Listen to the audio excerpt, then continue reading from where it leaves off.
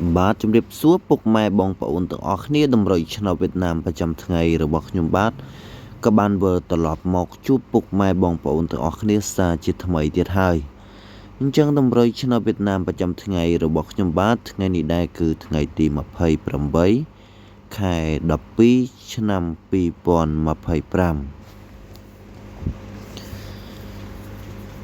អញ្ចឹងតម្រុយឆ្នោតវៀតណាមប្រចាំថ្ងៃរបស់ខ្ញុំបាទក៏មានតម្រុយម៉ោង1:30នាទីតម្រុយម៉ោង4:30នាទីនិងតម្រុយម៉ោង6:30នាទីតម្រុយលេខអូខ្ទង់គឺមានតម្រុយអូខ្ទង់30អញ្ចឹងនេះគឺជាតម្រុយលេខអូខ្ទង់រីឯតម្រុយលេខតូចគឺមានតម្រុយ4គ្រាប់តម្រុយលេខតូចគ្រាប់ទី1គឺមានតម្រុយលេខ32អញ្ចឹងនេះគឺជាតម្រុយលេខតូចគ្រាប់ទី1រីឯតម្រុយលេខតូចគ្រាប់ទី2គឺមានតម្រុយលេខ35នេះគឺជាតម្រុយលេខតូចគ្រាប់ទី2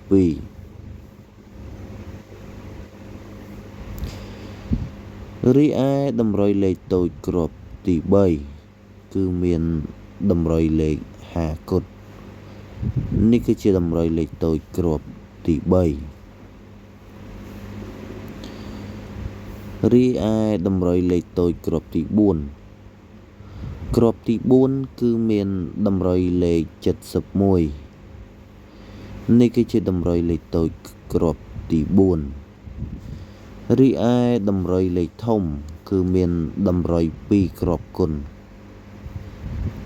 តម្រុយគ្រាប់ទី1គឺមានតម្រុយលេខ265គុណ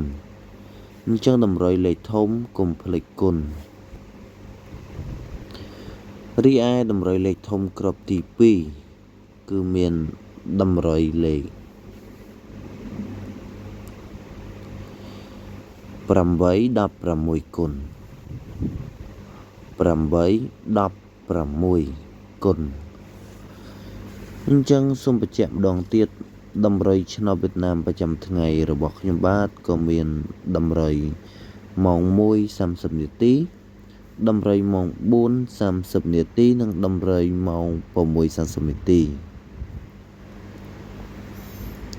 តម្រុយលេខអូខ្ទង់គឺមានតម្រុយអូខ្ទង់30រីឯតម្រុយលេខតូចគឺមានតម្រុយ4គ្រាប់តម្រុយលេខតូចគ្រាប់ទី1គឺមានតម្រុយលេខ32រីឯតម្រុយគ្រាប់ទី2គឺមានតម្រុយលេខ35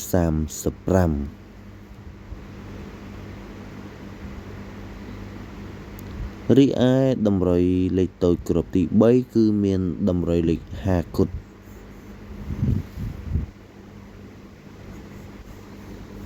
តម្រុយគ្រាប់ទី4គឺមានតម្រុយលេខ